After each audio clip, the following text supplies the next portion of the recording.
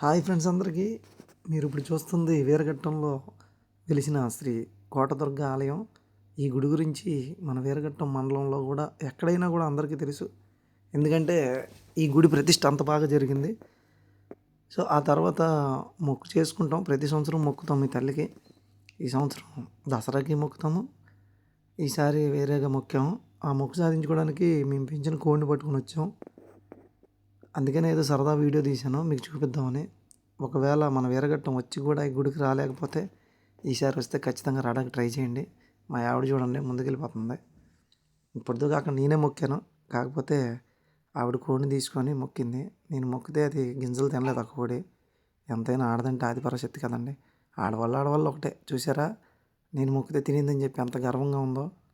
అంతేలేండి, మన మాటలు అవ్వవు, మనం దావదు, ఏదైనా అంతే. చూడండి గుడి ఎంత బాగుందో చూసారా. మన వీరఘట్టం శ్రీ కోటదుర్గ ఆలయం బయట నుంచి లోపల నుంచి చాలా బాగుంటుంది. ఎప్పుడైనా వస్తే చూడండి. ఆ తర్వాత మన ఇంటికి వచ్చాము. మా ఇంటికి రాగానే మేము బసవడు వచ్చాడు.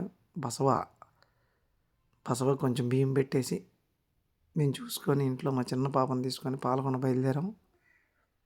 వెళ్తుండగా కూడా బండి మీద చిన్న వీడియో తీసాం. అది కూడా మీకోసం పెడుతున్నాను చూడండి.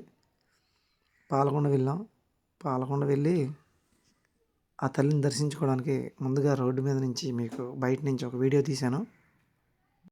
ఆ వీడియో చూడండి. మీకు ఆ వీడియోలో నా కూతురు మా ఆవిడతో గొడవ పడుతుంది, నా కోడి నాకు ఇచ్చే అని చెప్పి. వాళ్ళమ్మ బాబోయ్ నీ కోడి నువ్వు తీసుకో అని చెప్పి కోడి ఇచ్చేసింది. ఆ కోడిని ఇచ్చిన తర్వాత పూజ చేస్తూ లోపలికి వెళ్ళినప్పుడు వీడియో కూడా మీకు పెట్టాను చూడండి దయచేసి. ఏమైనా ఫస్ట్ టైం నేను మాట్లాడుతున్నాను, వాయిస్ ఏమైనా తప్పులుంటే నన్ను క్షమించండి. నాకు తెలియదు కూడా. ఈ వీడియో బాగా లైక్స్ వ్యూస్ వస్తే మళ్ళీ ఇంకో వీడియో నేను చేస్తాను.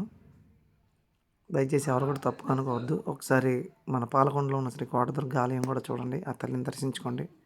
చిన్న వీడియో తీశాను, తర్వాత వీడియో తీయొద్దన్నారని చెప్పి మీకు చూపిద్దామని కొంచెం రిస్క్ తీసుకొని చేశాను. తర్వాత మొక్కుతాకు వచ్చాం బయటికి.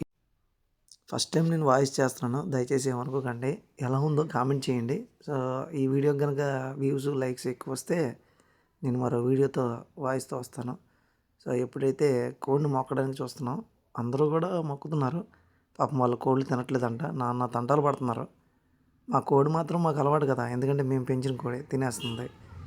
నేను మొక్కంగానే తినేసింది కోడి. ఆ పక్కన ఆవిడ పాపం నా వైపు కోడి వైపు చూస్తూనే ఉంది. మా ఆవిడతో అంటుంది ఎంత బాధ ఉంటుందని. మరి మనం పెంచిన కోడి కదా, కానీ దానికి తెలియదు కదా ఇప్పుడు కోసేస్తామని. ఈలోగా బయలుదేరి వీరఘట్టం వచ్చేసాం. మొక్క అంతా అయిపోయిన తర్వాత ఈ మేకల వల్లే పావుగంట లేట్ అయిపోయింది. ట్రాఫిక్ మన వీరఘట్టంకి తప్పదు ఇది. ఉంటా, బాయ్.